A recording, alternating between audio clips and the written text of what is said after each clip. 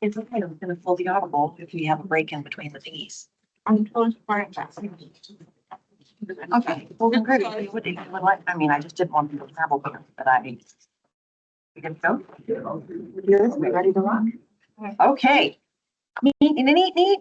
Good evening, everyone. I will now call to order the THPRD Board of Directors work session for February 12th, 2025. Jessica, could you please call roll? Melissa Collectus. Here. Tia Ping. Here. Harvey Minor. Here. Alfredo Moreno. Here. Lisa Montflico. Fantastic. I think we are immediately turning it over y'all's way. So take it away.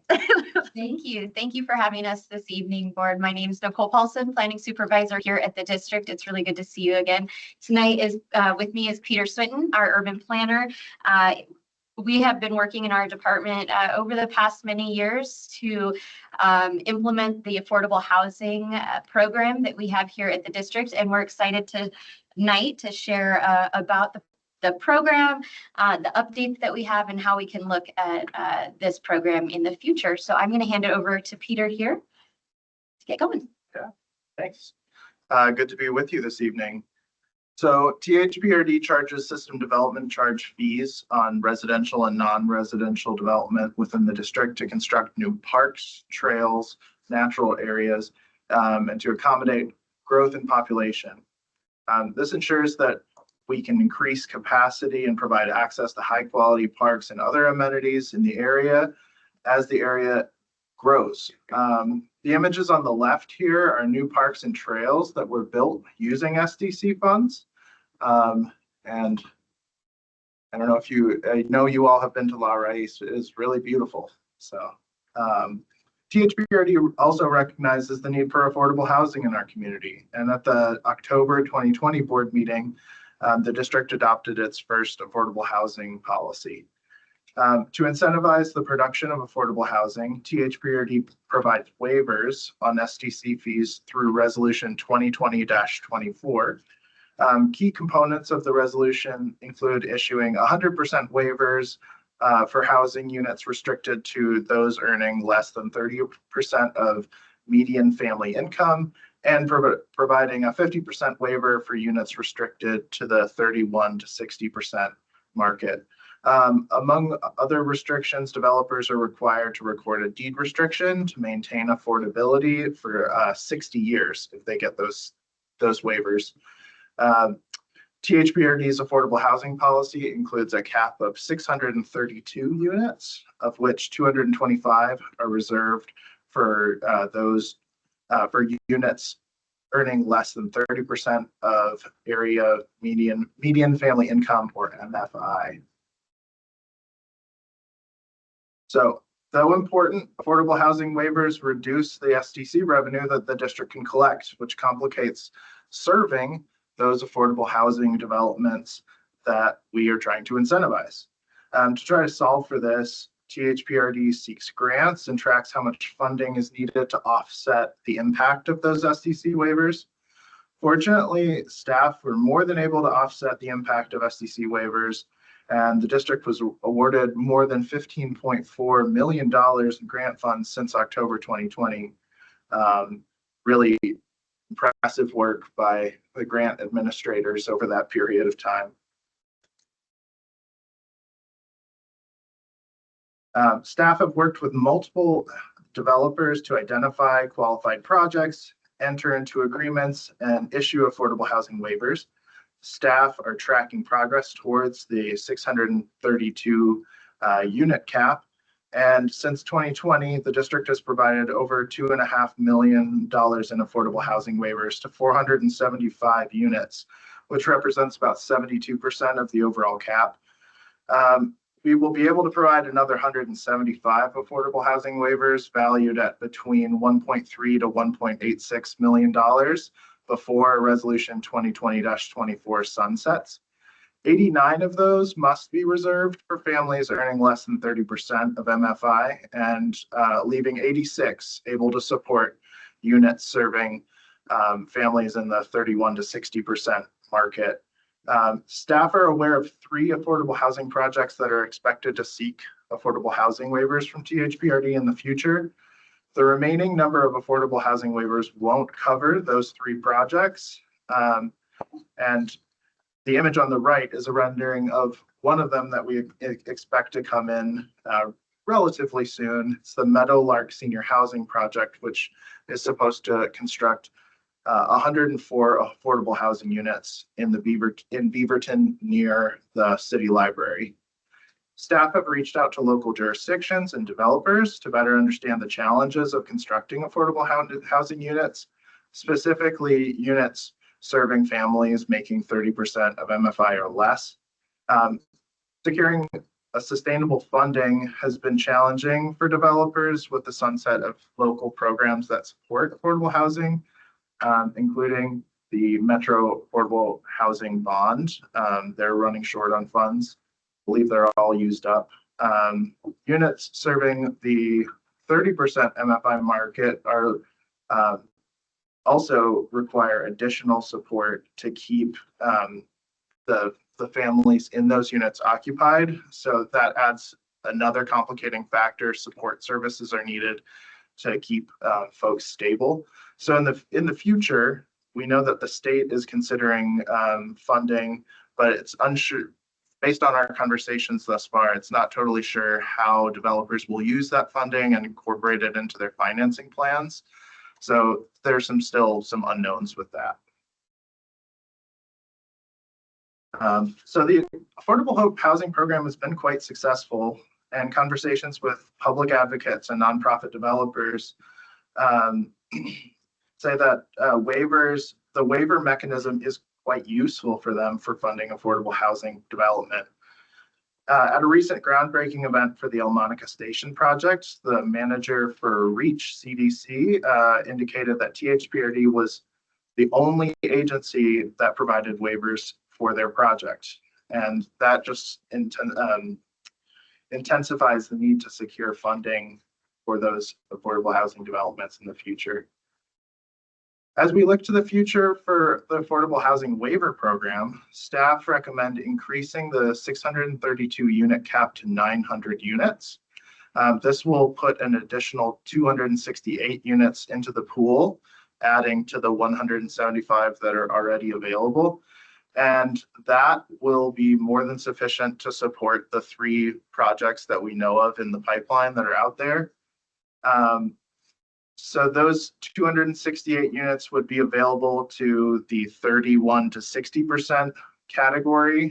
And if this increase is supported, staff will also bring a resolution to the board facilitating a targeted amendment to our SDC methodology to maintain consistency between the methodology and our affordable housing policy, because they're referenced in both documents.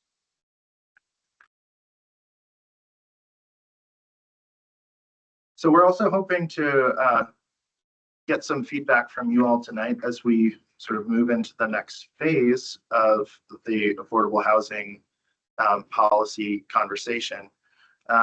We're going to be undertaking an update of our SDC methodology, and that will trigger sunset of the affordable housing policy in and of itself. That's one of the triggers that's in the affordable housing policy currently. So we'd like to understand as we sort of move forward if there are some considerations that you all have that we should be considering. So we know it's important to maintain flexibility within the program. And so we'd like to get some feedback on how we might be able to do that. Your feedback will also be foundationally important as we get underway with that STC methodology update. And we're interested in hearing considerations to provide flexibility in issuing affordable housing waivers to meet current market demands. This could look like removing caps for each category to maximize affordable housing development. Staff have seen that the waivers in the 60% category get used at a more than 2-to-1 rate than the ones in the 30% category. So that's one potential option for increasing flexibility within the program. Could also move towards looking at our cap in dollar terms rather than unit terms, because the multifamily housing rate that we charge for SDCs changes over time. And we could also, guidance that you all will provide is going to be especially important as we evaluate and update our affordable housing resolution as we do our methodology update. So this is where we are currently sort of in this process. We are talking with you tonight to get direction on how we should modify the affordable housing resolution for the future program updates. Based on this guidance, we would plan in March or April to bring back a resolution modifying the existing policy as well as updating our methodology. And then guidance that we hear from you will help inform as we get started with that SDC methodology update process in the summer or fall of this year.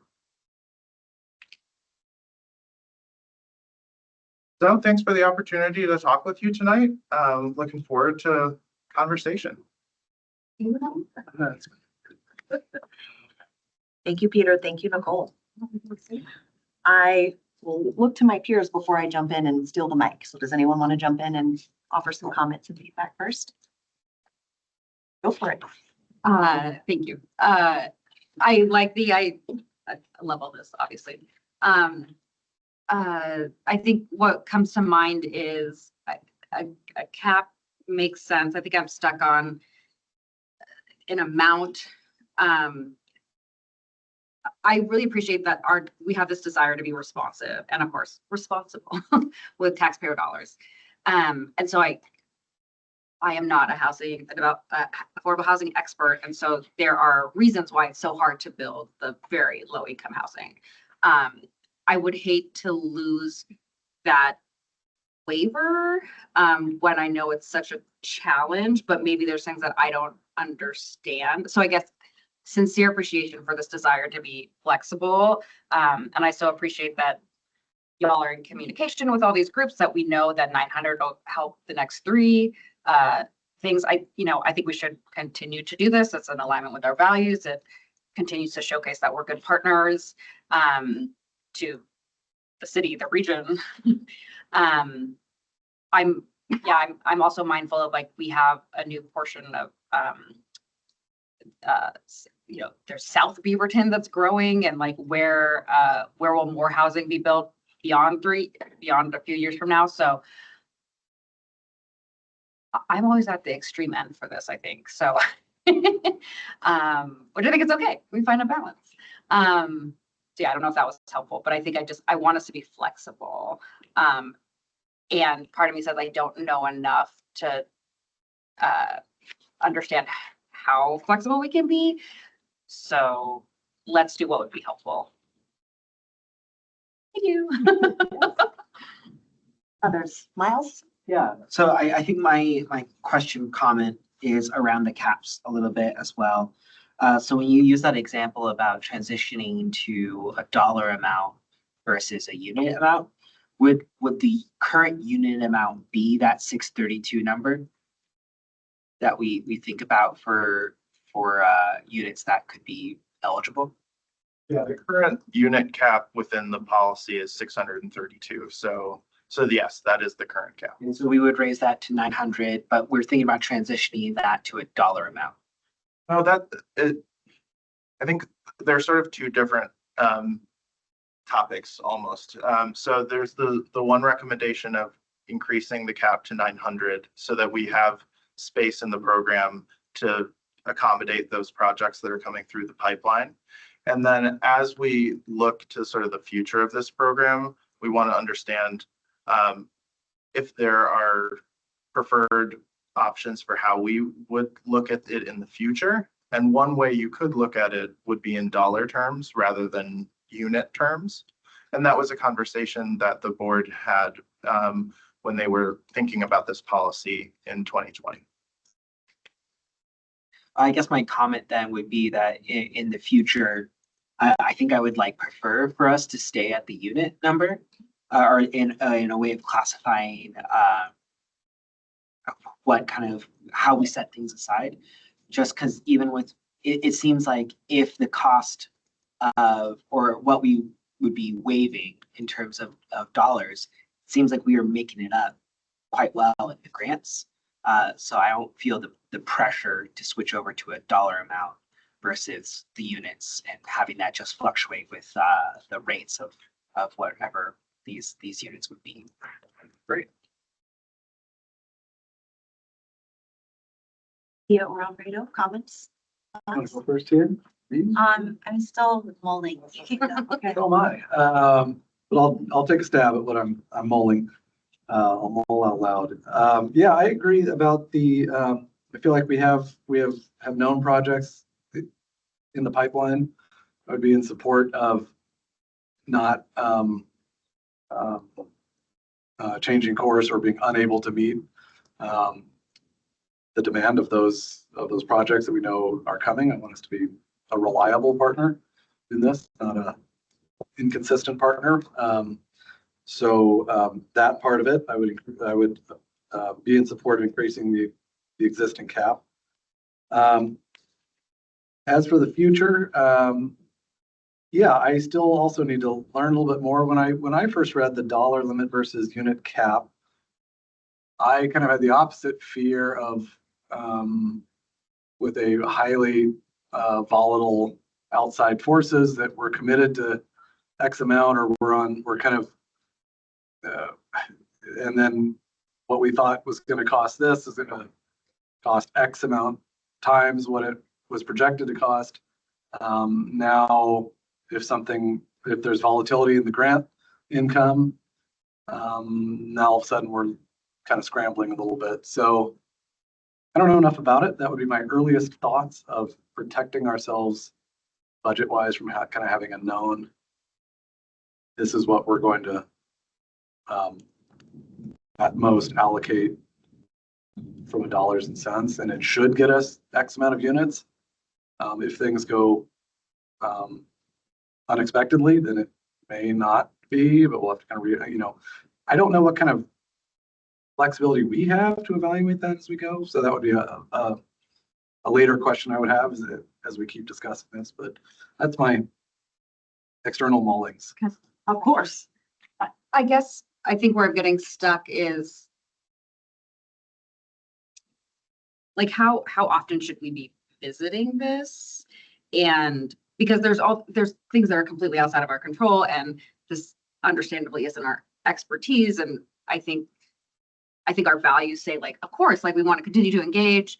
And I think I just start to get stuck is like, if we hit the cap, but then are we done? But you guys have been great about checking in and letting us know the numbers, which is fantastic, which we love. So I want to do the most. That's what I want to do.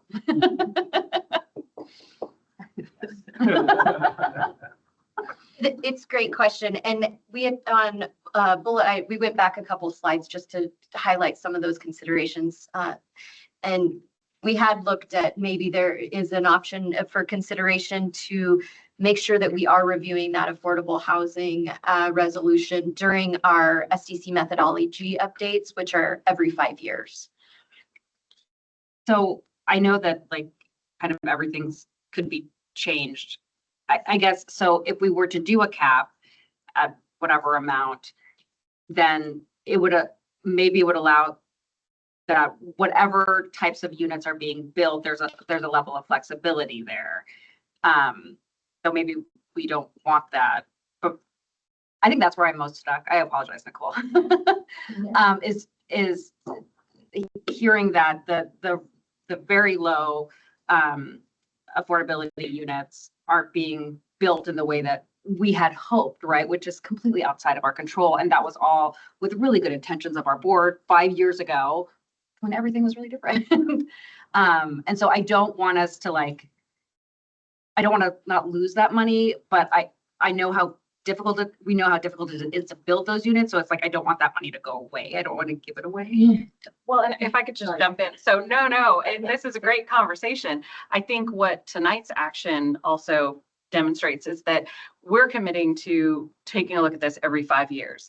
in between, we come to you each year and give you an update on the grants and on how the affordable housing waiver program's going. And we talked, I think at the last time we came to you last fall, that we were getting a little close, and you all were very mindful of how close we were getting. And so what tonight's action is an opportunity for you to make a midstream adjustment prior to that 5-year period. So I think we could always do that. So you'd have flexibility there. If you ever wanted to protect a certain amount that would for sure go to that lower amount, you could choose that, and that would be great direction to give us tonight for that methodology update. Or you could just do the increase to the cap and not limit it to any one income category. And so then we just get to react to what comes to us.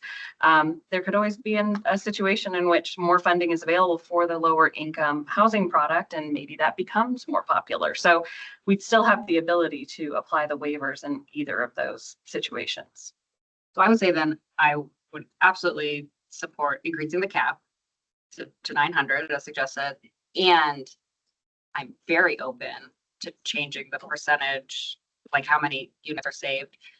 And I really hope that some affordable housing developers reach out to us and help us understand how that would impact long-term and short-term. And if they totally agree or disagree. One thing that might be helpful in terms of in the increasing the cap conversation is what we know about the pipeline of these projects coming in is that the Meadowlark project has a certain number of units that are dedicated to the 30% and below market. The other two projects, from what we know right now, and plans could change, but what we know about those right now is that they are not currently interested in those 30% units. So increasing the cap in the way that we presented in this presentation would accommodate all of those projects. And then, hearing about the interest in reserving some funding for those 30% units, we could certainly look at options for how we do that within an increase and in the future as we get into the methodology update process. I think I have my thought. I am fine with raising the cap for the 900 units. I like the dollar amount moving forward in the future because I just think it's easier budget wise and however the economy goes and however we do every year. And if we hit that cap, then we can, again, you are all welcome to bring it back to us to see if we need to adjust it, but it gives some kind of stoppage where we need to evaluate this. My preference is to keep a reserve for the 0 to 30 and support housing that is getting built that has both the 60 and the 30s, like, the Meadowlark or whatever. My hope is for that if we were to run out of money, but we still have 0 to 30 left, that triggers the two other developments potentially, like theoretically, hypothetically, to say like, okay, well, we don't have money for that, but we do have some for 0 to 30. Would you consider 100% waiver for like 5 units of that? So maybe that makes them think some more of that. So I definitely want to reserve a thing. And if we hit a cap for the 30 to 60, hopefully I don't know if that would, maybe you guys can answer that question more. We could have somebody talk to us about it, but I just want to in any way encourage more of that 0 to 30 development if we can, if we're supporting it.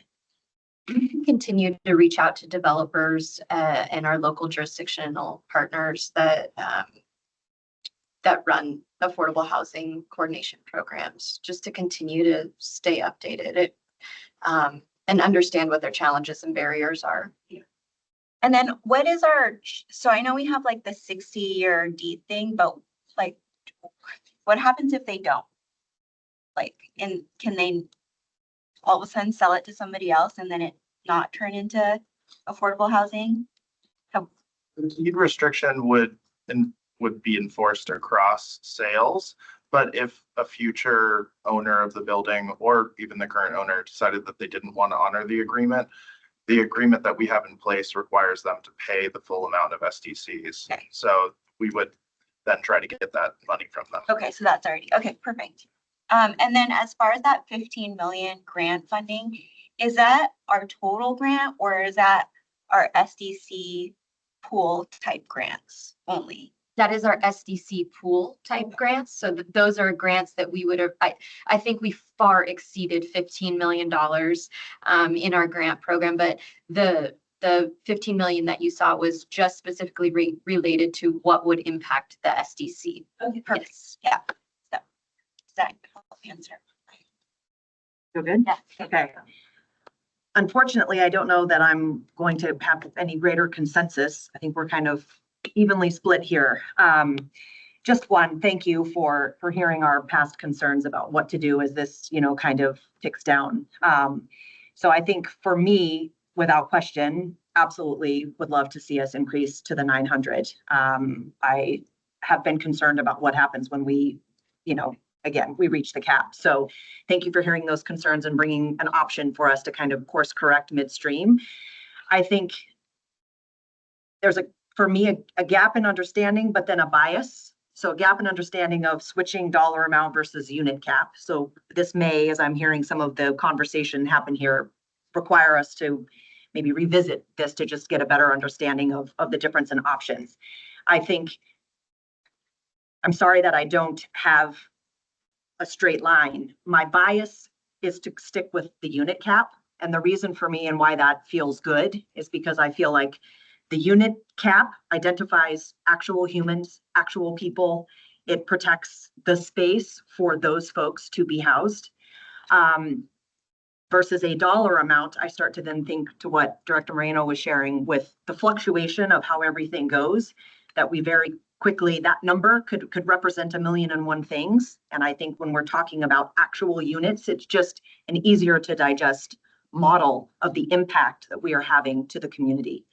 But I think that is very well a messaging that I defer to and not informed with the greatest level of understanding of the pros and cons of switching to dollar amount versus cap. If I was then pushed, I would then default and say, whatever gives us the greatest amount of flexibility would be the way that I go. Because I think without us having a crystal ball to know what's going to be coming online and knowing that we're making decisions today, anticipating additional, the 900 is going to cover us for what we know. We're then having to make a decision based on a crystal ball. And so in that regard, I think what I'm kind of hearing from my peers as well is if we've got some flexibility there and one is a clear winner, that would get us more flexibility to be able to respond to the demand and respond to what's coming. That would then tip me over from the unit cap. Please. Thank you so much. I have just two quick follow-ups. Just going right off of the last thing you said, kind of want to echo that from my own stance. Flexibility is the priority in my mind. Again, you articulated the unit reasoning for me perfectly. So thank you so much. The other piece having to do with the volatile nature of the grant dollars, those dedicated funds for SDCs, if we found ourselves in a situation where we are not bringing in grant dollars that would cover the waived SDC dollars, would we be able to backfill that with grant dollars that were dedicated for general fund or other spaces? What would be kind of like our options to make up for the loss that we would have waived in the SDCs? Maybe I can cover that. The target, the philosophy that we came up with of grants backing the investment of a waiver system was just that. It was a philosophy. It was not a requirement. As it turns out, we learned some stuff. We did very well on the grant side, but we also had the discovery of, the 60 percentile being built out 2 to 1 was like a reality of where the market is, where the development world, the nonprofits can pull it off, because the other is very complicated. Makes sense. Yeah, and as monies dry up, which Felicia, you referenced, unless there are new monies, we're unfortunately going to see this program slow. It's not because of anything we did. And not to say that our amount isn't amazing and impactful. I don't think that it makes gotta be so careful with my language because it does make a difference. It absolutely makes a difference. That's why we're doing it. And it's not enough to push a project over the line. Yeah. And that's not on us. That's on why it's so expensive to build affordable housing. And remarkably, disappointing as it is, that we are the only ones that are in this game. That surprises me. That makes me very sad. And I'm okay that we are out front. Yeah. So. And that we are, so I would just. Well, and we really Understand. appreciate the board's flexibility and, because this is a tricky territory to play in. Whenever you are involved in the STC world, it's a topic of conversation in a variety of locations, particularly down south. Miles will relate to that. The reality is we have to manage that well and responsibly, and I think we have the evidence that we did pull it off. Any other comments, team? Cole, Peter, did you get what you needed? Yeah, I think we did. I think we're really excited that we've been able to implement it. And now we have information to learn from as we move forward into the programs. We're excited to bring something back to you for review. And I will just shout out Director Moreno, who was in that picture. I was going to say you were responding in real time because just Friday was the groundbreaking. So he was, Yes, it was. there, and thank you for attending and representing the district. I I'm should. glad you're dry. I heard that it was rainy, so. Outerwear, I'm good. Okay, I think that's it for work session then. Thank you, Nicole. Thank you, Peter. Anything else, Doug? No. Okay, we're adjourned and we'll roll, I think. Anyone need a bio break or can we just keep it moving? Okay.